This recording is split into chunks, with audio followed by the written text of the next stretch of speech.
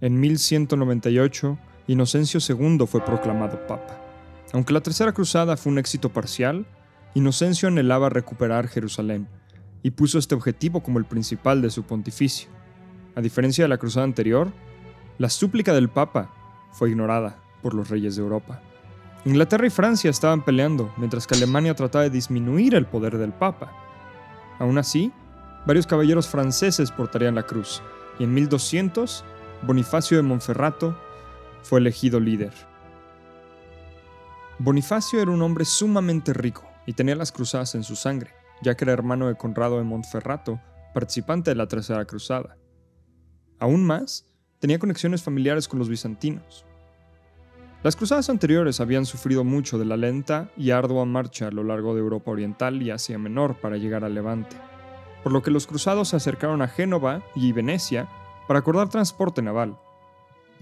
Los genoveses rechazarían la oferta, pero en 1201 el dux de Venecia, Enrico Dandolo, accedió a transportar 33.500 cruzados a través del Mediterráneo, una cifra sumamente ambiciosa. Así él buscaba no solo obtener el pago por los barcos que serían construidos, sino también obtener el acceso a rutas de comercio en Egipto y la Tierra Santa. Pero este sería un destino al que los cruzados nunca llegarían. La Cuarta Cruzada es una historia de conflictos de intereses, malas coincidencias y terrible organización. Los venecianos pararon todo su comercio y concentraron todos sus esfuerzos en construir la flota necesaria para transportar tal número de tropas. Pero ya que no había un rey al mando, muchos cruzados no sintieron la obligación de zarpar de la ciudad italiana. En mayo de 1202, la mayor parte del ejército había arribado a Venecia, pero no alcanzaron la cifra antes calculada. Llegaron solo 12.000 de los 33.500 que esperaban.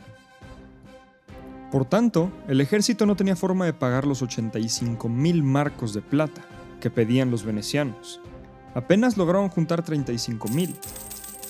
Pero Enrico Dandolo tenía una idea para obtener un retorno en su inversión. Los cruzados le ayudarían a retomar la ciudad de Zara, una ciudad en la costa de Dalmacia, anteriormente bajo el control de los venecianos. Los líderes cruzados se perturbaron de la idea de atacar Zara, ya que era una ciudad cristiana. El dux argumentó que su reclamo territorial era legal. Balduino y Bonifacio fueron convencidos y accedieron al plan, pero el ejército estaba disconforme. A sus 95 años y ciego, Enrico Dandolo se unió como colíder de la cruzada y junto con el resto del contingente cruzado zarpó hacia Zara.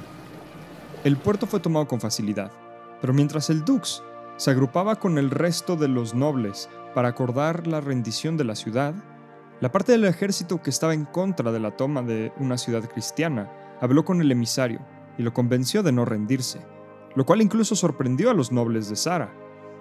Aunque el Papa mandó un comunicado que expresaba que todos los cruzados estaban excomulgados, Bonifacio lo interceptó.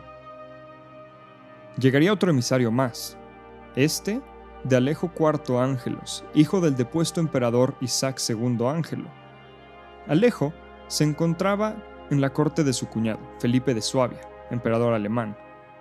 Se les explicó a los cruzados que Alejo IV era el legítimo emperador bizantino y que lo ayudaran a quitar a Alejo III, quien había cegado y encarcelado a Isaac. Si aceptaban, Alejo se uniría a la cruzada y aportaría 200.000 marcos de plata para solventar los problemas financieros de la cruzada. Claro, este pago se haría una vez que Constantinopla fuera tomada. El ejército bizantino, junto con los fondos, serían una gran adición para la expedición cruzada, lo cual emocionó a los líderes, pero también volvió a despertar descontento en parte de las fuerzas armadas. Simón de Montfort lideraba el sentimiento que el propósito de la aventura era pelear contra los musulmanes y recuperar la Tierra Santa. Aún así, se firmó un tratado con Alejo, lo que incitó a varios caballeros a desertar. Justo cuando los cruzados se alistaban para zarpar a Constantinopla, llegó un mensaje más del Papa.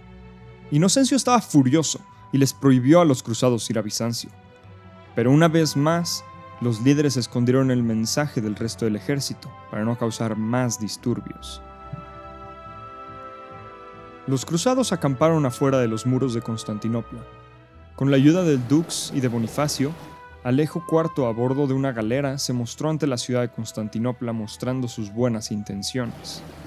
Pero la respuesta de la población de la ciudad fue negativa, incluso lanzando insultos. Era claro que Alejo había exagerado el entusiasmo de su regreso y una batalla sería necesaria. Los cruzados ya no podían echarse para atrás. El ejército había sido reducido en número gravemente a lo largo de la expedición gracias a la deserción y la captura de Zara. Si se retiraban ahora, la cruzada sería un fracaso seguro. Necesitaban obtener las fuerzas y el dinero prometido por Alejo. Un asedio a la ciudad era inevitable. La operación parecía imposible. Constantinopla era la ciudad mejor defendida del mundo. Por razones políticas, la guarnición de la ciudad era más pequeña de lo normal, contando con 15.000 hombres. Aún así, superaban en número a los solo 10.000 cruzados. Un asedio con inferioridad numérica es una receta para el desastre. Los cruzados zarparon en 200 barcos y cruzaron el Bósforo hacia los muros de la ciudad. Esta conformó el asalto anfibio más grande de la historia medieval. Primero atacaron la Torre de Gálata, que impedía el paso al Cuerno de Oro con una enorme cadena, y la flota veneciana logró entrar. El contingente que había tomado la torre atacó la ciudad por el noroeste, con poco éxito, y al mismo tiempo los venecianos asediaron los muros. Incluso, el anciano Enrico se bajó de su barco para liderar el ataque portando una bandera del santo patrono de los venecianos, San Marco. Los venecianos lograron tomar varias torres del muro y empezaron a prender en llamas a la ciudad. Alejo III, tratando de terminar con la división cruzada en el noroeste, llevó a su ejército fuera de los muros y los enfrentó en las afueras de la ciudad. Los latinos se formaron defensivamente. El Dux maniobró para ayudar a sus aliados. Y viendo esto, sin haber combatido, Alejo ordenó una retirada, y esa misma noche robó 1.000 libras de oro y escapó de la ciudad. El captivo Isaac II fue liberado por las fuerzas bizantinas que quedaban dentro de los muros, y vestido de morado fue reinstaurado como emperador. Los cruzados ahora negociaron con Isaac, quien accedió a cumplir las promesas que había hecho su hijo. Se celebró la llegada de Alejo IV, quien se coronó como coemperador. El sentimiento antioccidental de la población de Constantinopla se había aumentado con este asedio, y Alejo no logró juntar los hombres ni los fondos para cumplir su promesa con los cruzados. Para poder pagar una parte de la deuda, Alejo empezó a recoger bienes de la iglesia para mandarlos a los cruzados. Esto, junto con un enfrentamiento entre latinos y bizantinos en las dependencias latinas, fueron la gota que derramó el vaso. Mursuflo, un noble griego, lideró una revuelta contra los emperadores y estranguló a Alejo IV, proclamándose emperador bizantino.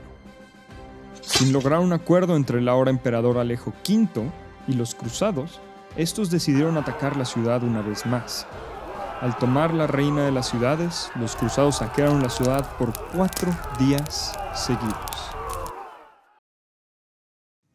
Cuando las noticias de estos actos llegaron al resto de Europa, los cruzados recibieron gran criticismo y el Papa condenó sus acciones, excomulgándolos. ¿Cómo era posible que una cruzada había sido orientada en contra de ciudades cristianas? Las acciones de los cruzados exacerbaron el cisma de Oriente, destruyendo las relaciones entre este y oeste. Los líderes de la cruzada decidieron particionar el imperio bizantino. Se estableció el imperio latino a manos de Balduino. Bonifacio fundó el reino de Tesalónica, en Grecia. Los venecianos tomaron control de las islas alrededor de Naxos, fundando un ducado ahí. Los restantes bizantinos fundaron 3 estados: el imperio de Niquea, el imperio de Trebisonda y el despotado de Epiro. A veces se dice que la Cuarta Cruzada fue la causa del colapso del imperio bizantino, pero esto es incorrecto. Ya había empezado el declive gravemente desde mucho antes. La cruzada no fue la enfermedad, sino solamente un síntoma de su debilidad. Bizancio estaba claramente corrupta y decadente.